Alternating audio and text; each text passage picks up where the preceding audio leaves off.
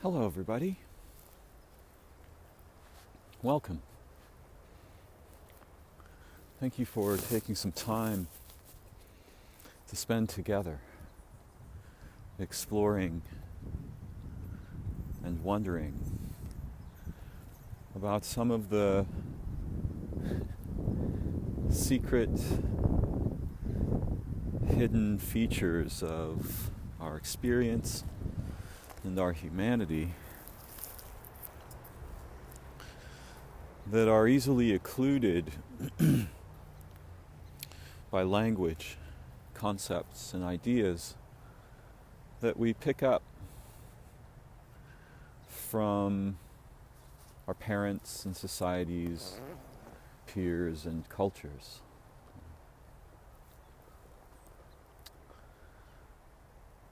Today, I'm going to be talking about time. While I'm spending some time with a couple creatures that I'm very close with.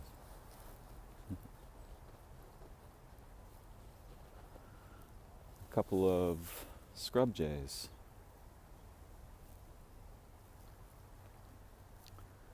Who are my friends.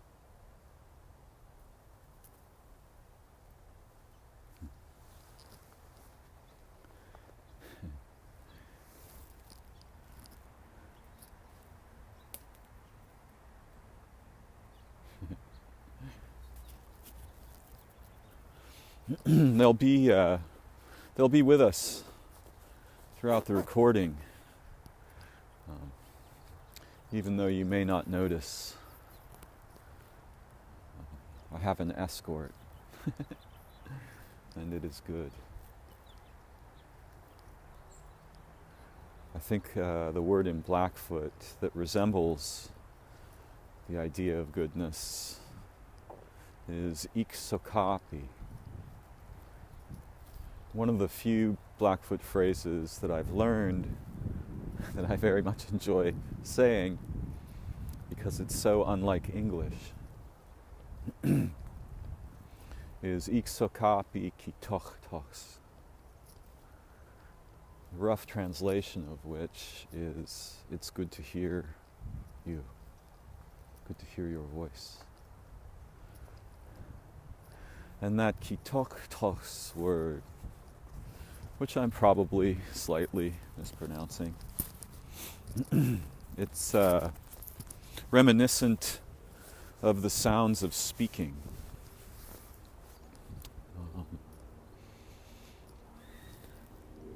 Sometimes at the end of a conversation, one might say, "Katedamat sipsitsat." A rough translation of this is, we will make the sounds of the wind in the leaves together again soon. As though our speech is like the beautiful sound of wind in trees, where there are many voices, many sounds.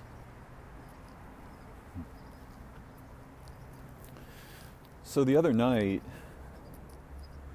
I was doing what I'm often doing, which is mostly nothing particularly virtuous or noble. I'm trying to keep myself occupied and this is something humans commonly do. We try to find things to fill up time with. Watching television, videos, movies, cleaning things can be nice. But we have a great deal of time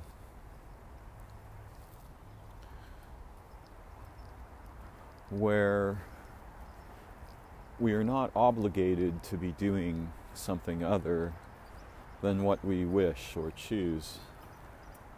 Many of us do anyway. And I think a lot of what happens for us, generally speaking, is that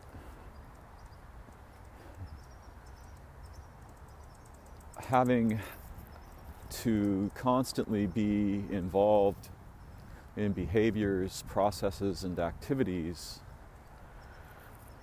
that are relatively miserable or not very meaningful, or at least we do not experience them as meaningful. Standing in line at the grocery store, having to do some job that is not inspiring, or is the necessity produced by some form of commerce or consumption, working for corporations, companies. And this absence of meaningful experience in our daily lives as adults, the absence of play, of wonder, of learning, of joyful development together, of mutual rescue and protection. I think many of us may feel when we stop doing the things that we have to do, we think, and it's not entirely untrue. If we want to pay rent and buy food and have water and do laundry and have shelter, perhaps shelter and help and feed others too. If we want to do these things, either in our present culture, because it's not a culture of sharing, it's a culture of buying. So if we want to do these things, we may have to have jobs. And sometimes we will have good jobs, sometimes we will have bad jobs, sometimes we will invent our own jobs. And some of those can be very fulfilling. And some of us learn how to be fulfilled by the work we do, even if it is not what we might have specifically chosen, or something that we would find deeply enriching and nourishing and rejuvenating and inspiring. And so for many of us, our workaday world drags us down to a level of existence and layers of thought and consciousness that are largely miserable. And when we are free of the yoke of these tasks, unfortunately, many of us find ourselves bereft of inspiration. And so we may spend time attempting to recover in ways that aren't actually rejuvenating or refreshing. We just want something to kind of hitchhike our attention on. And a film is really good for this, in the sense of being effective, usually, to some degree. But creative endeavors are certainly better. And whether or not I sound intelligent and articulate in my videos, you can be sure that for much of my time, when I'm doing something other than making these videos, I'm a regular human being, and I know the sufferings and occasional joys that are common to my people in this time. In this time. So the other night, as I was switching behaviors, I don't remember exactly which behaviors I was switching between. But they weren't anything noble. Perhaps I had eaten some food, and then maybe I looked at Facebook for a moment, and then I began to play a video game. And just as I was beginning to play the video game, something inside me paused. And this strange kind of pause, this momentary interruption of routine, can be deeply profound if we learn to pay attention to it. And I'm so hungry, starving really, for meaningful experience of being human, that I was able to pay attention and set my controller down and took some time to listen. Now, of course, I wasn't listening because there wasn't a voice. Sometimes there could be, and sometimes that's dangerous, and sometimes it's beautiful. But I realized that suddenly I sensed that my behaviors were forms of time.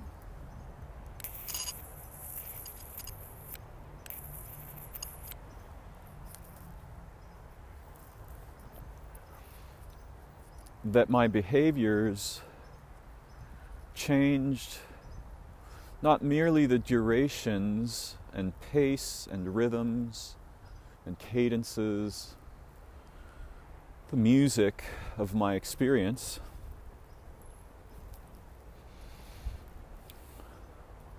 my behaviors were creating temporalized experiences of different kinds. And I was deeply surprised because I've thought richly and long about the profound hidden anatomies of time, which truly is nothing like our clocks unless that's what we mean by time when we use the word or have the idea arise in our mind.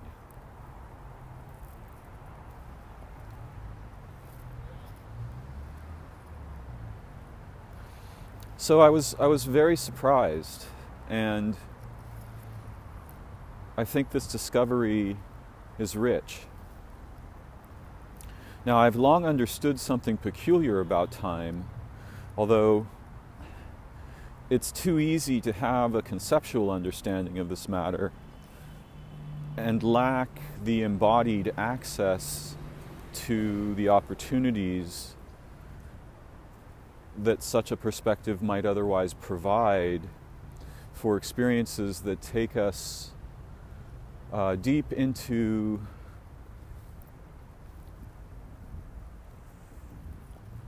the origins of our minds and interiority, which could be thought of as a direction opposite of that we travel in commonly in our thinking, evaluation, expectations, naming of things, and so on. But I long ago realized that each organism, and of course all organisms are multi-organisms, well, even the ones that are simple single cells are still multi-organisms, because they relate with and hitchhike on opportunities and threats in their environment with other organisms.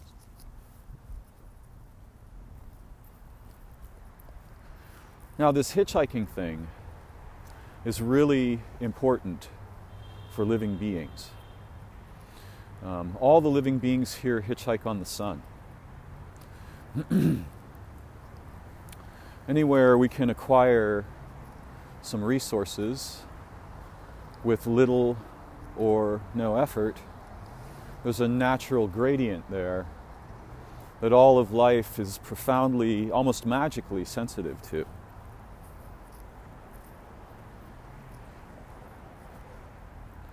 But that topic is so interesting that it presents the danger of dragging me away from my central idea here. The idea that our activities create unique forms of time in a way not entirely dissimilar to how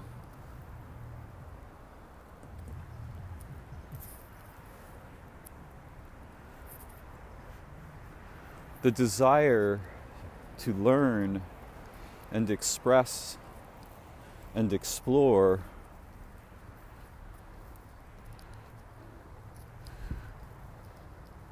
the field of intelligence associated with my humanity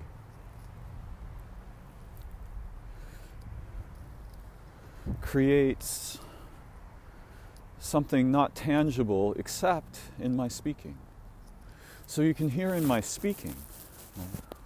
Right now I'm engaged in a number of activities, among them walking, breathing, making this recording, and I'm having thoughts and sensations. I can feel the air, I hear the birds, I hear the traffic.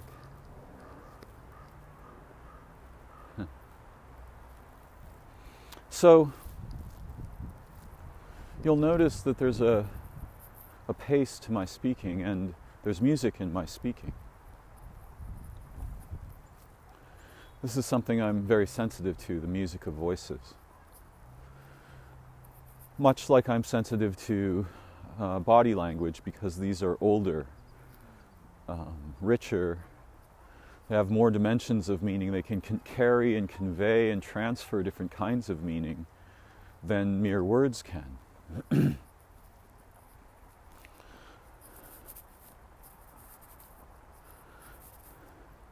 And so even now, as I'm exploring this topic, as we explore it together during your listening time, which will be different from my recording time in a strange way, that's important at least to glance at, I'm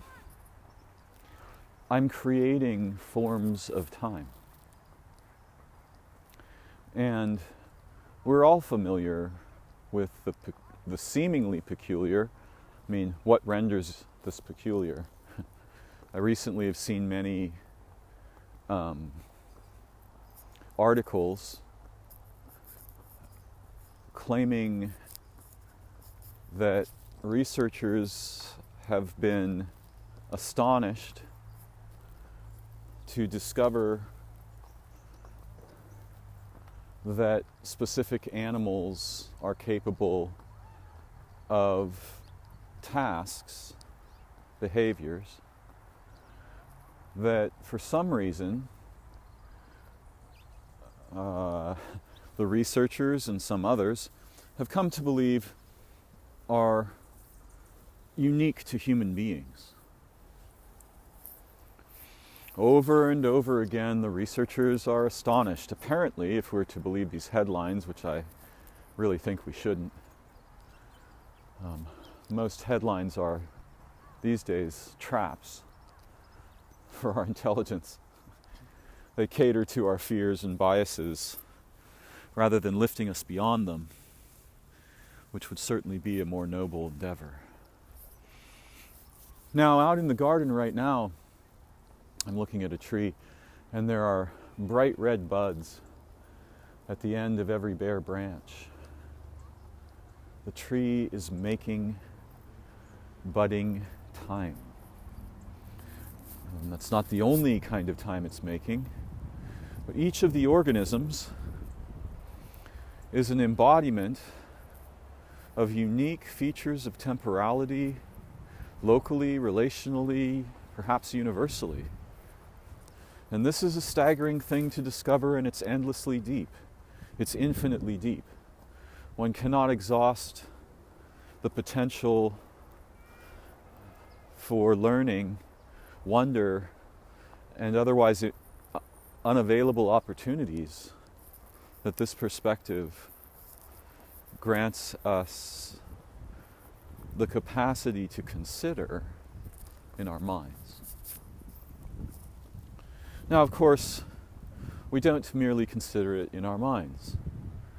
If I embrace someone I love, or the cat is lazing in my lap, occasionally insisting that I scritch its ears, or its musk glands and its whiskers, or its belly, then we're making a kind of time together. And of course, in English, there's the colloquialism for loving, which is extremely suspicious if we weren't already thinking this way, and nearly none of us are. And the colloquialism is, they are making time together. They're making time. Now, this is an old colloquialism and may not be familiar to all of you. And some people would associate it with lovemaking particularly, but others would associate it with just deep, intimate relations and all the different expressions of those relations. But what stood out and blew my mind was the deep felt sense that I was onto something here, something very important and rare.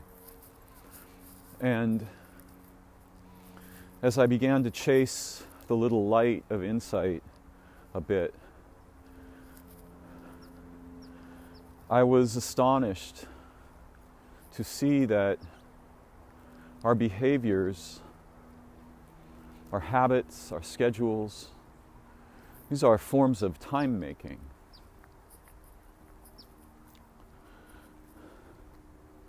And it's unfortunate, and perhaps tragic, something worth remedying, that many of us, when we are free of obligation, are so stressed out, confused, isolated, trapped in thoughts that are painful or undesirable. We may replay histories in which we were wronged, an injustice was done, we were hurt. But so many of us, when we have what we refer to as free time, we kind of want to hide from it. And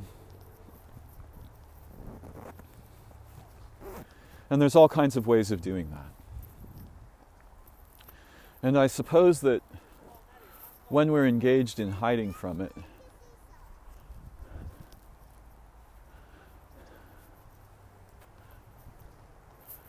we're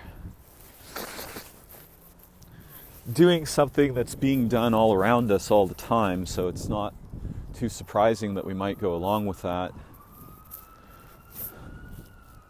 We're making dead time. Now, it's not completely dead, for we are alive within it, but what I mean is that we're employing the faculties and abilities that as living creatures and as human beings we have around temporalization in a way that is not healthy for us, not nurturing, tends to become habitual, addictive, dragging us into sort of more and more primitive or counterfeited experiences of, well, one word I could use is satiety, We're trying to satiate something. We feel hungry in a way, even though it may not be ordinary hunger. We ache to be raised up from the traps and low-lying terrain of our common experience in the direction of something more worthy of our attention and concern and investment and relation. Now, of course, in the modern moment, most of us live in boxes, and boxes create dead time by their nature.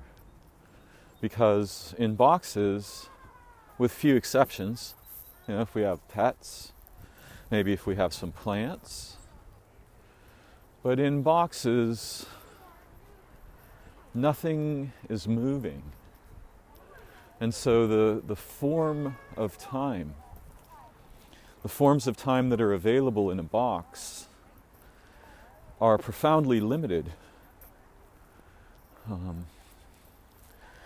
And again, we have options. We could, make some behavioral selections. We could meditate.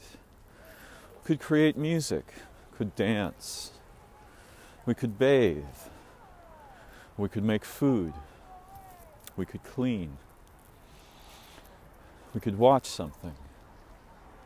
But inside our boxes, when we are watching things like films or shows, we're actually seeing human beings pretending to be engaged in extremely meaningful roles, relationships, problems, solutions.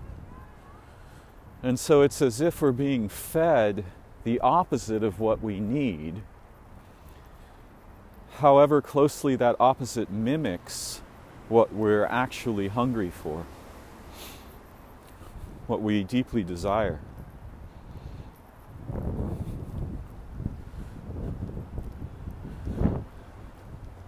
But the thing that blew me away was just the structured idea. I realized if I'm playing the video game, then all of its temporalities, schedules, pacings, and presentations, nearly all of which are pretty crude, mechanical replacements for meaningful adventure. But when I'm playing that video game, I become differently timed inside. And the compass of what is meaningful or urgent or can safely be ignored or will be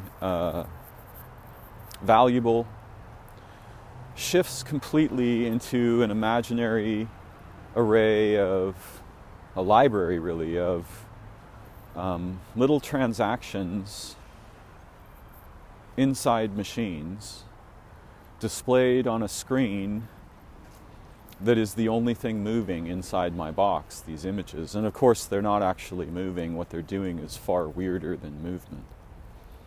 It's more or less a particulate. Clouds of pixels are being transformed per second.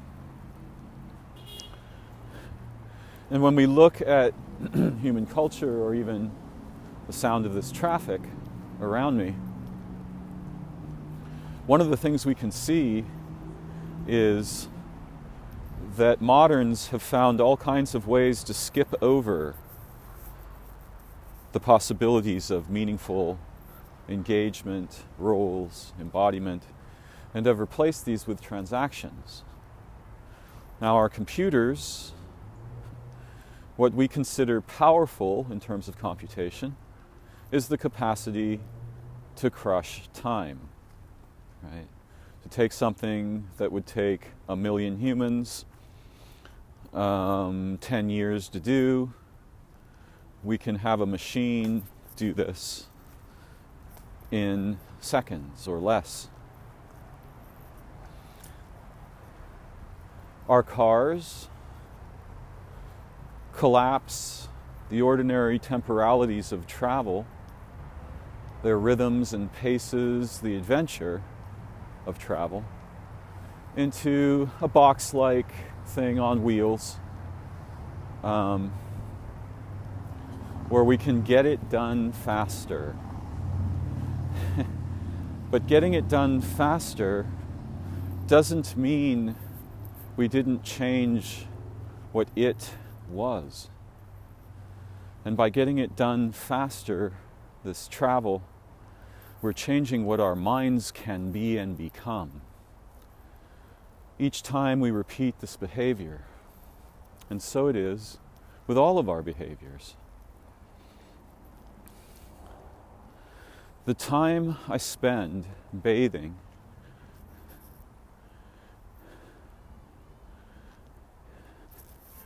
is entirely unique. There is nothing that resembles it in the rest of my day. And it's not just unique in my experience of its duration. For we're all aware that if we feel bored, and usually that's a symptom of some kind of damage has either been done or going on, because otherwise it's very difficult to bore an animal like us. But if we feel bored, time can drag on interminably. Or if we're in pain, particularly if the pain is sharp and physical. And most of us will spend a lot of time in both of these experiences.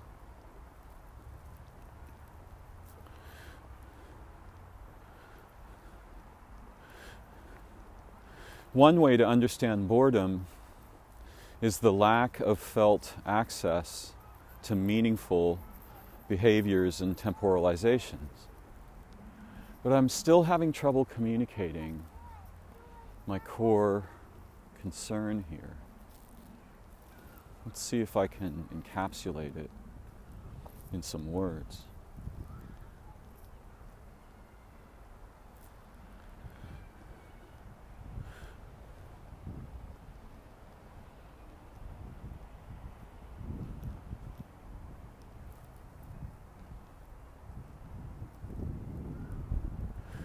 Sometimes in the morning,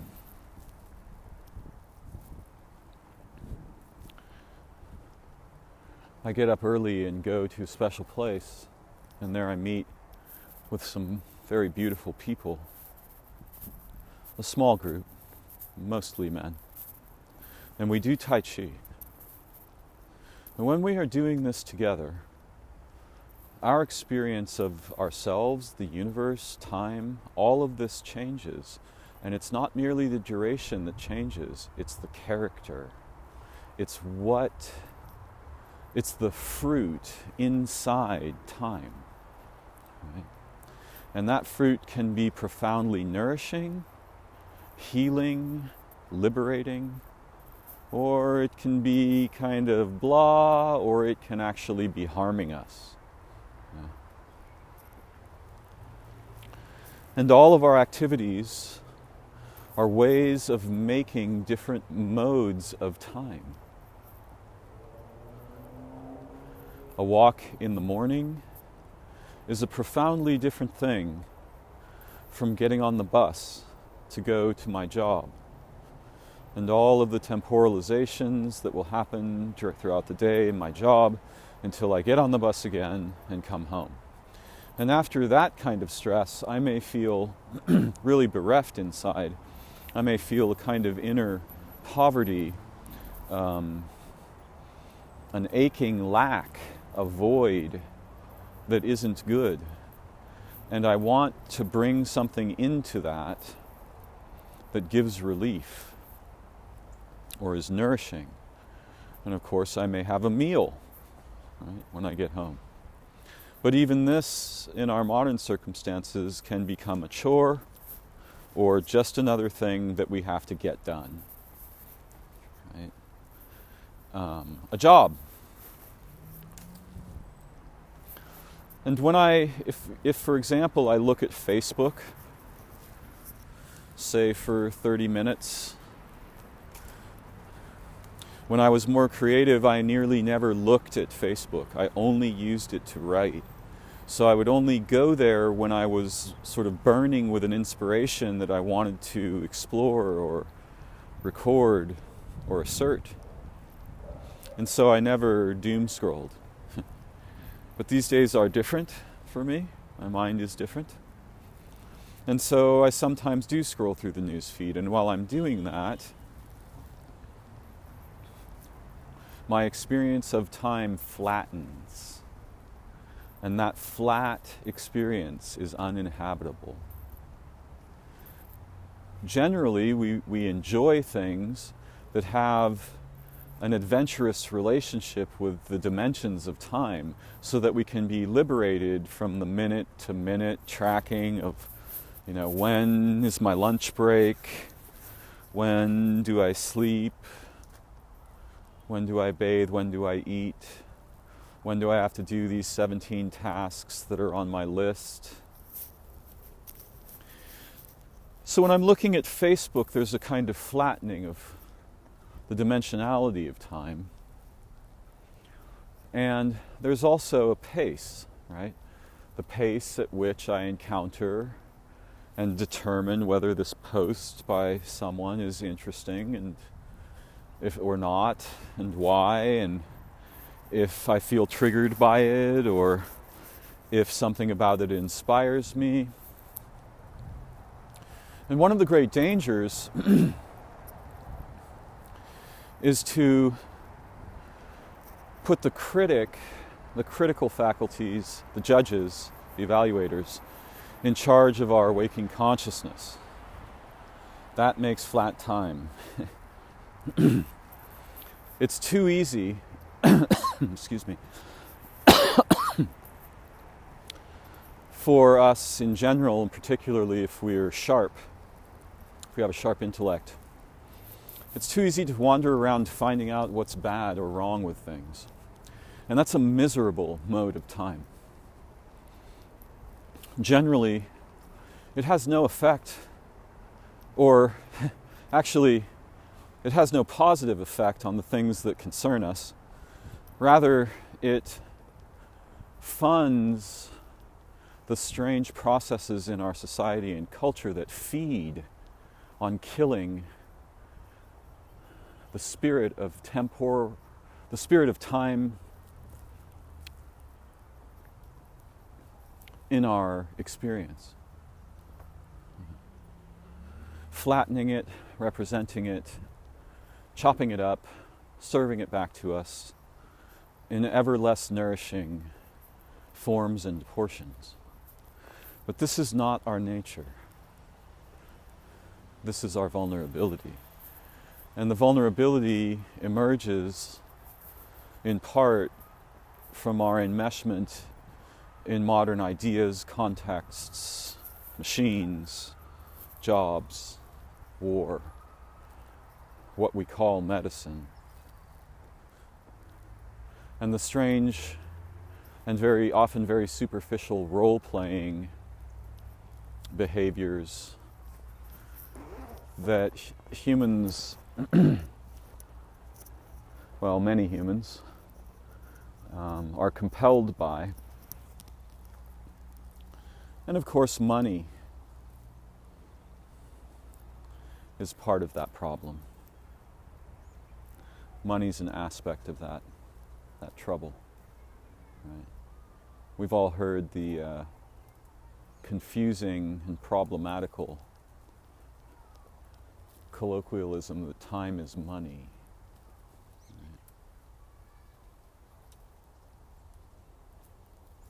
Right? Whatever time might be, it certainly isn't money. What is meant by this idea is that, or this colloquialism, this trope, is that money has so, or concerns about money and wealth and productivity, right, to be doing something useful, are so compelling that they've invaded the most intimate aspects of our being, and those aspects are profoundly temporal. And money is a way of flattening them. So obviously the idea is, if you have some free time, you should be making money. Of course, none of us ever made money. Well, few of us made money. We earn money, or we acquire money, or we lose money in various ways. And money is a stand-in for value, because once we have an agreed upon commodity of exchange, we can skip the relationships involved and just use money as a means of fulfilling the necessities of our lives. And then, if that's taken care of, most of us will turn toward luxury. Already, even in my relatively impoverished existence, I live with luxuries inconceivable to my ancestors. I still find it miraculous, and it's a form of time, when I turn on the faucet and water comes out.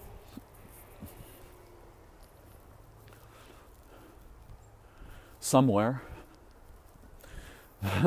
that flowing water is being measured, and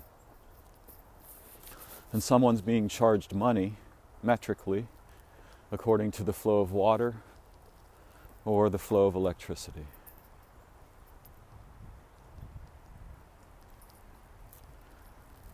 When we are together in the morning and we are doing Tai Chi, we have some idea of what we're after, but we're really chasing something that's almost inconceivable or seemingly impossible. And for all we have learned together about this thing we're chasing, this experience or skillfulness, awareness that we're chasing together, it's still very mysterious to us. And many of us have spent decades in pursuit of it. And most of us in that time developed bad habits. But now we must struggle to unlearn in order to proceed toward understanding and embodying the principles. So, when we begin a behavior, the milestones that we look toward to understand success, failure, meaning, value, opportunity, threat, all of these change. If I'm washing the dishes, something I used to really not like, but now I feel quite differently about. I still, the sort of task-averse part of me is still capable of resisting the dishwashing. But there are other aspects that have discovered unusual opportunities and benefits available while washing the dishes. And since essentially the dishes have to be done at some point, I'm likely to be found doing them shortly after they've been, created by eating things or cooking things. But there's a slowing down and a kind of meditative silence available to me if I'm willing to be mindful, and I'm not always that willing, in washing the dishes, carefully cleansing them, testing them, checking them. Is this actually clean? And these are some of the pivots around which the temporality weaves itself in that task.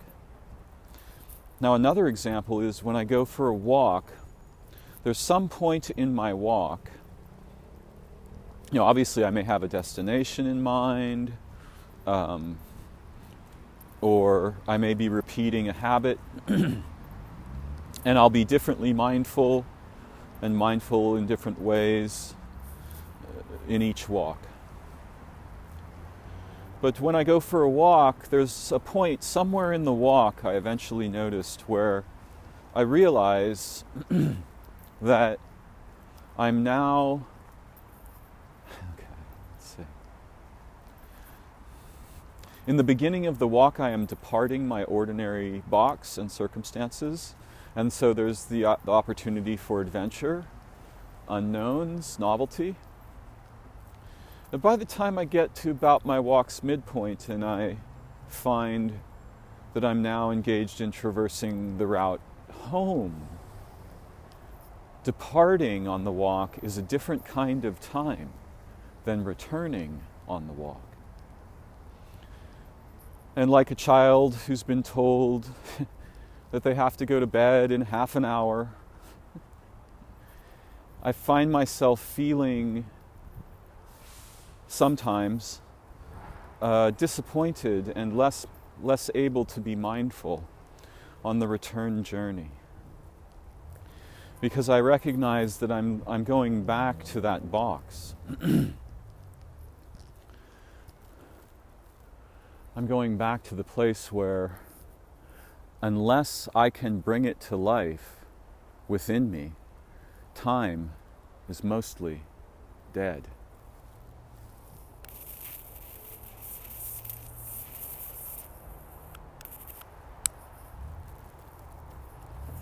Now, there's all kinds of different aspects of temporality: local, distributed, universal. The local temporality is really astonishing in the sense that it's extremely intimately personal for human beings. But I suspect this is true of all creatures, all organisms. When a tree is standing, it is making tree time. But it is also making the time of that specific tree. And this is hard for us to understand because we think of time as duration. Time is not duration. Time is relationship. Duration may be a feature of that, but it's not the primary or most salient feature, except in those contexts where we decide it is, and then enact that decision. And that affects the kinds of time we may create.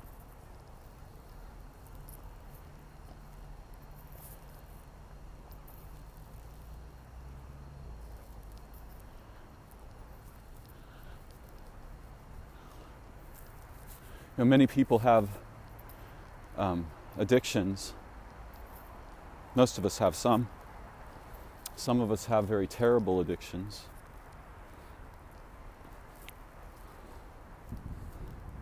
I long ago realized that when I see a person smoking a cigarette, whether or not they're aware of this, they are engaged in temporalizing behavior. One smokes a cigarette maybe every 10 or 20 or 40 minutes, or maybe less. But that becomes a time contributor. It breaks up other tasks and gives the smoker some time to spend in quiet, reflective smoking. Now, of course, not everybody is reflective when they smoke a cigarette. But it strikes me that this addiction is a replacement for intimacy, and I once tested this idea when I was addicted to cigarettes, as I have been numerous times throughout my life. I just decided that I wanted things I liked in my mouth and in my breath. And the thing that I liked most then was my girlfriend's kisses. And so I just simply decided that, well, if I get to have these kisses and breathe in her breath, maybe I can do without the cigarettes. And it turned out to be true. So one of the things that creates addiction is the loss or impoverishment of our inner temporalities, our roles, our behaviors, our tasks, our relationships. And much of what we think of as, if I use the word modernity, much of what comes to mind, again, are ways to flatten time and to get over it, to skip it, right? Time skipping. And this is part of what's happening when I'm playing a video game or, doing some habitual behavior that, while not precisely healthy or nourishing or renewing, rejuvenating, it nonetheless, quote, keeps me busy, unquote, so that the pain of my isolation is not so blatantly obvious on the surface of my experience or in my emotions or in my consciousness.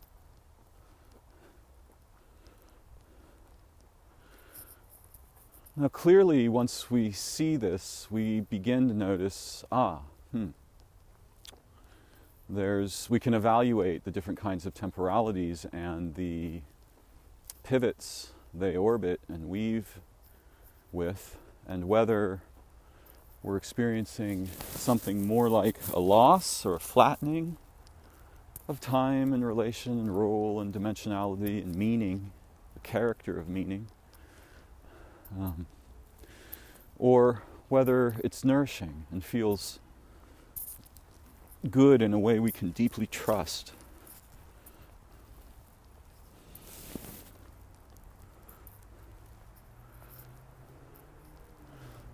The ability to see into this is quite rare. I've heard people talk about differences in duration.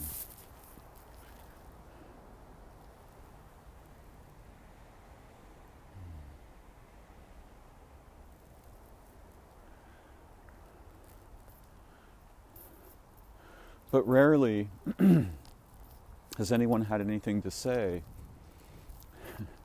Also, there's this idea, well, we're subject to time, right? And rarely has anyone remarked on the idea that there are different forms of time and that we create them in part with our behaviors and our habits. The cycle of desire arising, some kind of, often phony,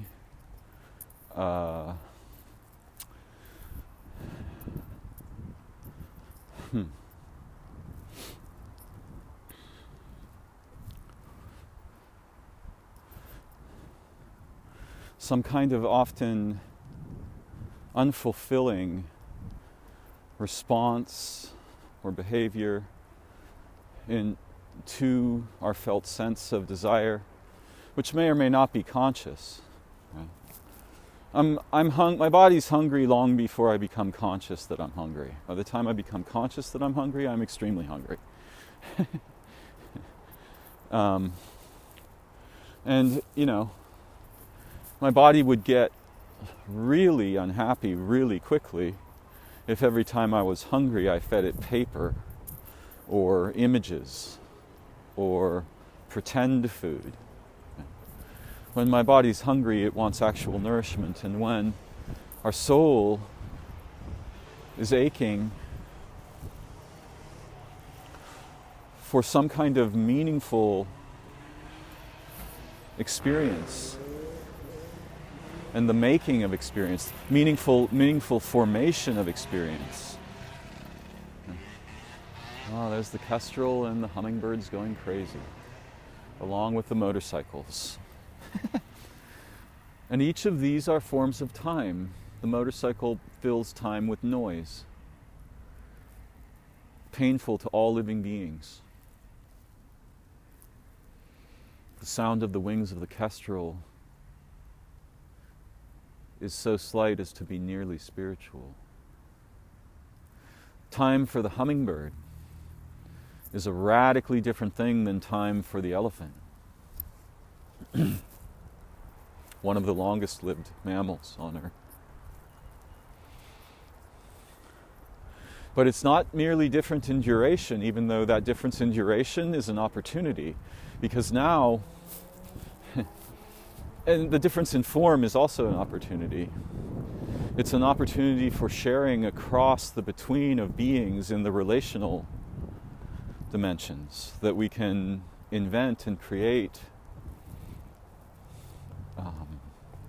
And if we are mindful and present, these inventions and creations are likely to be rich, multidimensional, inviting, deeply habitable. When something else is going on, then often the opposite occurs. And this is where I was going a little while ago. The problem once we notice something like this is that we may be inclined to become very concerned about the ways in which time is being stolen, counterfeited. We're eating flat time. We're not making anything in time except more hunger for more soothing around the losses we're experiencing. And that's an important concern to have, but we shouldn't lead with it. If we lead with that concern, we're leading with the critical faculty, and that faculty is endlessly hungry, and rather than solve problems, will often simply perpetuate its capacities to remark upon them. Because then it keeps getting funded in consciousness, right? And all of these things have cycles and rhythms everywhere around us. Cycles within rhythms.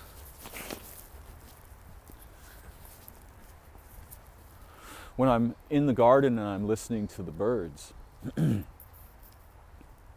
I understand some of their signals to varying degrees. It was the hummingbird that alerted me to the silent flight of the kestrel that I'd certainly have missed if the hummingbird's agitated song hadn't caught my attention.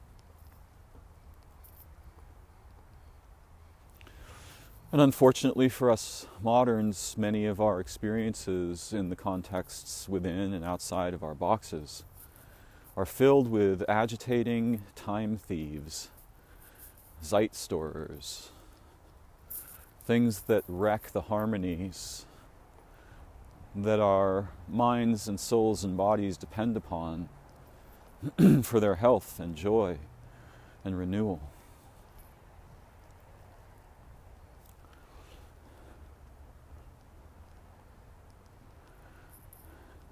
And some of us are extremely sensitive to this, even though we have no idea what to do about it. Some people are tortured merely, by stimuli that they find undesirable. The sound of traffic, the noise of machines, the blithering blather of a television turned up far too loudly. And of course, listening to a newscast, there's a rhythm.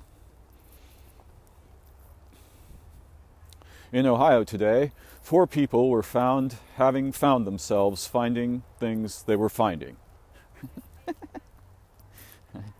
There's a expected cadence.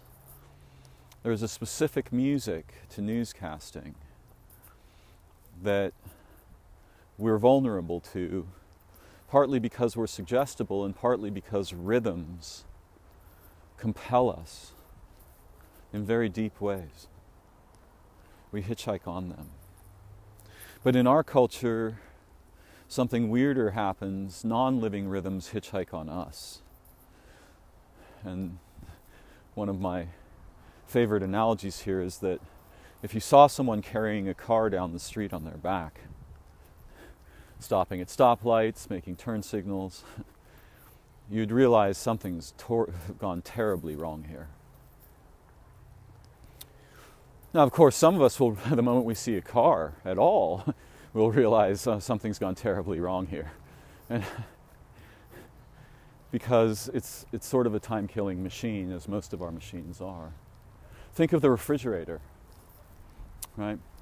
What's its job? Why do we use it? Well, in a rare inversion, instead of shortening the gap between two events that we have become concerned about, instead of squishing time and flattening time,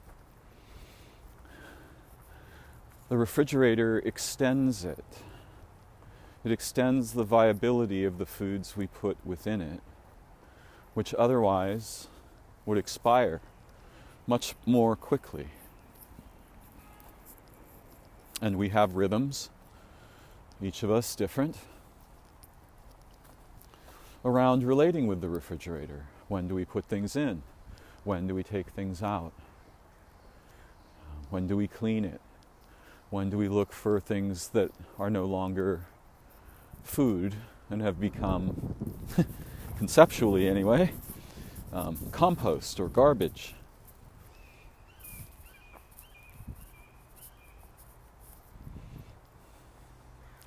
I just heard the call of a hawk, and while I was listening, everything for a moment became hawk time.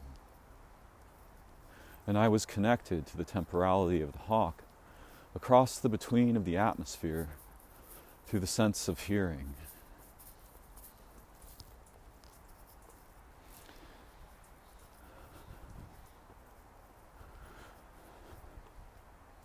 Though I could talk at great length, and I probably will again, about the peculiarities of time, today I'm most interested in this unexpected insight that when we do things, we're creating new forms of time, or we're repeating the making of familiar forms of time. And often, partly because I guess we're survival-oriented to a degree in some ways,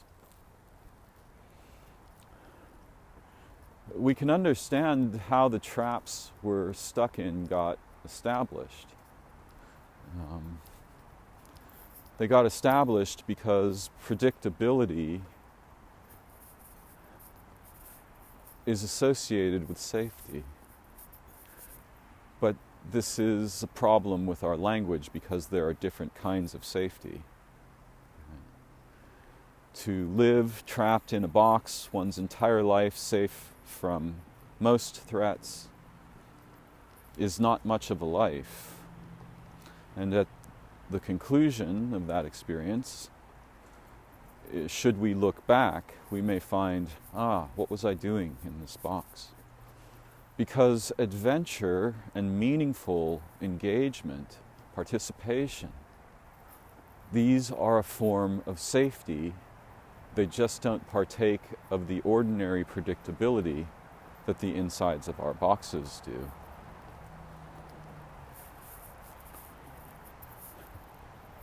And novelty is very important, not merely to human beings, but to all animals.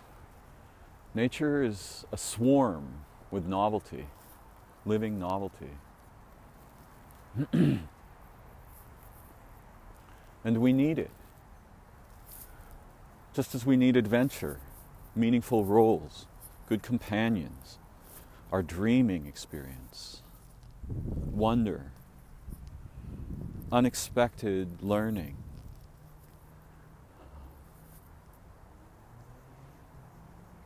The opportunity to participate in the rescue of someone or a being that is suffering or has been injured.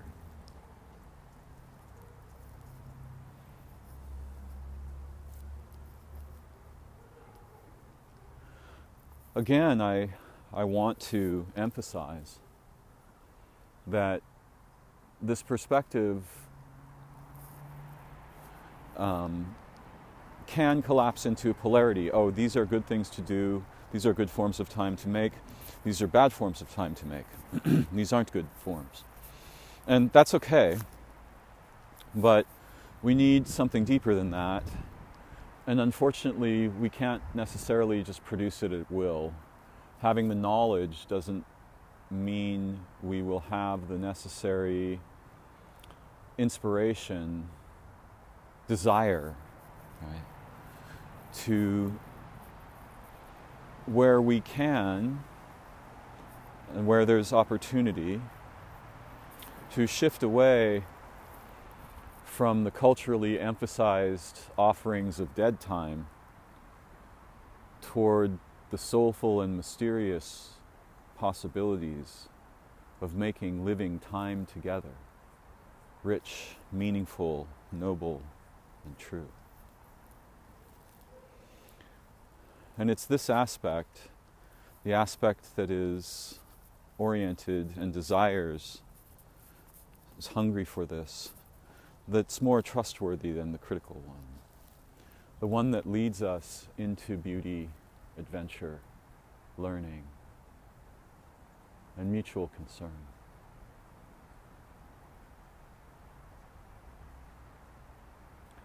The time of my recording has come to an end now. The sun is setting. The rhythms of life pulse symphonically around me, and you. May we together learn to listen to and recover the profound music that we make with our orientations, behaviors, and activities. Thank you for joining me. I look forward to learning together again very soon. Just as I finished, I recognized I'd left something very important out. When we're engaged in structured habits and behaviors that are familiar to us, work and tasks and so on, we have different options for how we're in that experience. And some of them we go through in a sort of trance-like, half-disembodied state.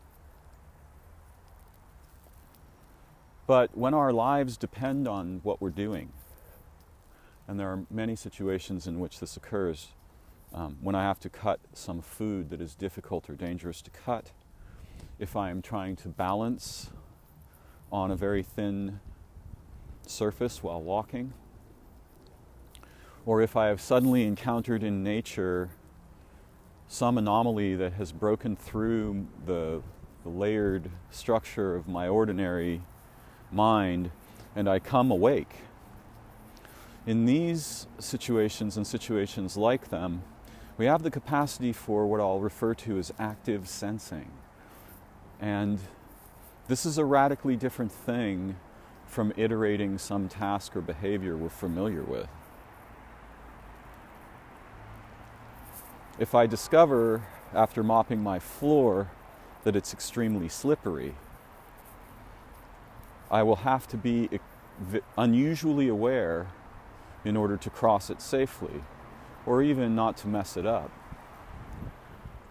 And this experience of deep awakening of our senses that happens when we're at risk, or perhaps performing an athletic task, and this is part of Tai Chi, is profoundly important here, because the nature of our relationship with time transforms dramatically under these circumstances.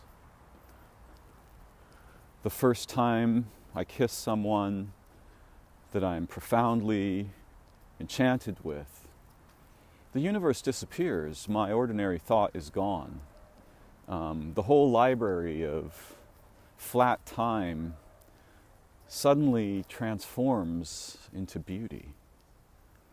And there are occasions when it transforms into crisis, but these too awaken our active sensing capacities, and thus some people will seek crisis as a way to overcome the inertia of our day-to-day, work-a-day, common sort of grind. So I just wanted to take a moment to remark on the peculiar relevance of this to many of the activities we're familiar with. Particularly activities there are many activities you can see this in, even sociocultural activities like sports, right? Watch a football game and you'll see immediately how everything transforms. The audience, it's as if the sports team, the audience is somehow sharing in the urgency of the dance, of competition. And while they are sharing in this urgency, they're having an experience almost as if the athletes are an aspect of themselves, or the appearance of heroism charges the atmosphere. And we have culturally many such traditions where we get together to transform and make a different kind of time. And in some of these forms,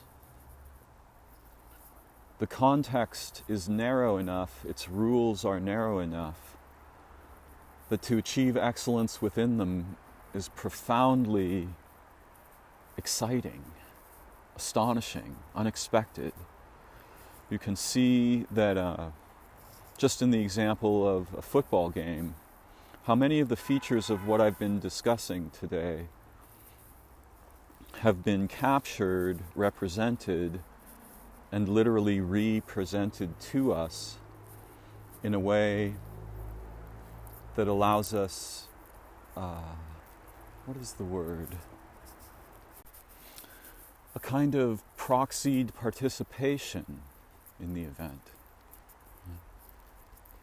There's so much more to say, and I will speak again soon about active sensing and the transformation of our minds and consciousness that occurs when we're engaged in activities and behaviors and practices that bring us back into living time somehow, or have been designed to represent that possibility in the hope that we may be compelled or partly satisfied enough to continue watching, spectating. And obviously, the kinds of experience and temporalities that we have while spectating are very different from those that we have in, first-person experiences. There's more to say, but for now, I'll close the recording. I'm sure as soon as I do, I'll think of all the things that I forgot to include, and thus be having a peculiar backward glance perspective over the time I've just spent exploring these ideas. Thank you for joining me. Bye-bye for now.